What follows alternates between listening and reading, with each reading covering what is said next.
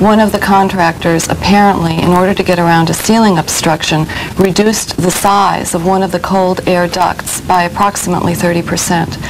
And so while the tenant has substantial responsibility for their failure to cooperate in the balancing process, clearly I think the contractor has some obligations here as well.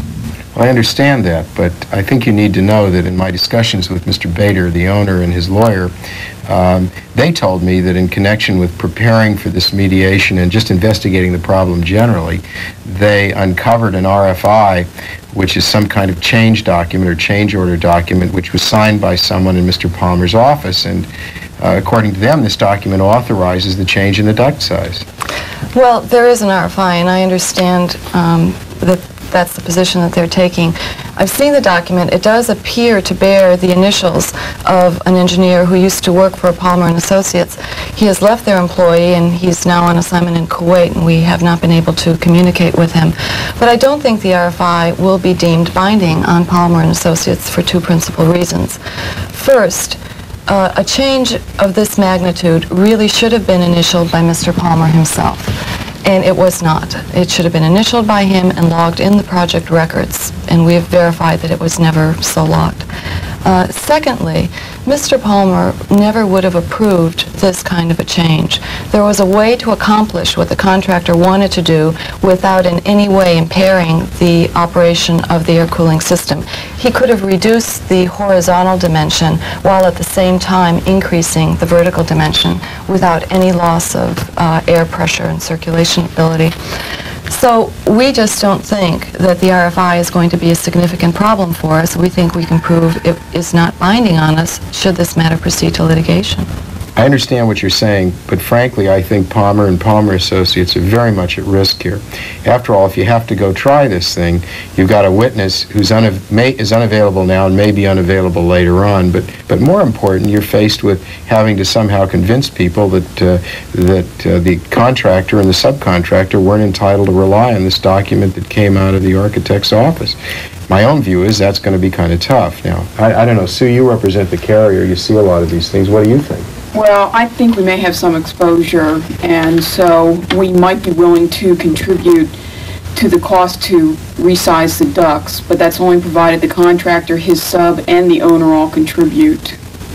I think that's a good approach you've taken, the notion of trying to fix the problem rather than just either throw money at litigation or, frankly, throw money at each other in the form of damages. How much would you be willing to contribute to solve the problem?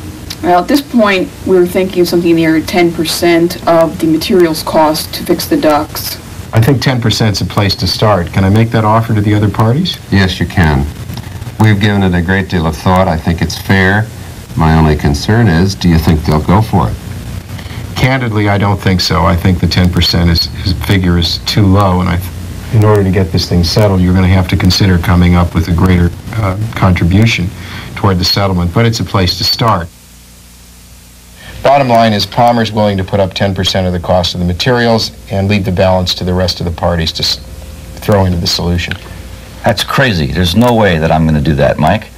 Look, I'm responsible for my sub, I know that, but Palmer's trying to make me the fall guy. Look, he's got my sub has an RFI. It's been signed. I mean, does Palmer deny that?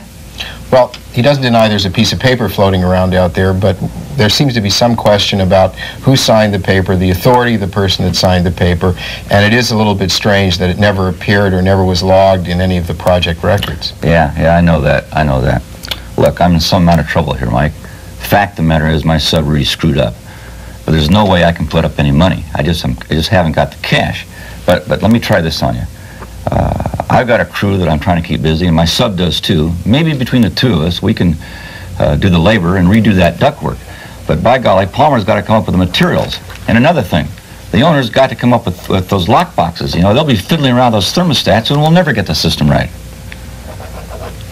Will your sub go along with this? Absolutely. I talked with him this morning. He says if I can make this deal, he's with me. Okay, well, let me see what I can do. I need to talk to the other parties. Okay, Mike, thanks. I don't think I can make a deal on that basis, but if you're willing to go 50-50 on the materials with Palmer, I think I can get Baker to throw in the labor to resize the ducts and install the lock boxes. Well, Mike, do you think Fitzpatrick's going to sit still while the contractor's doing all this work? Well, I think he doesn't have much alternative.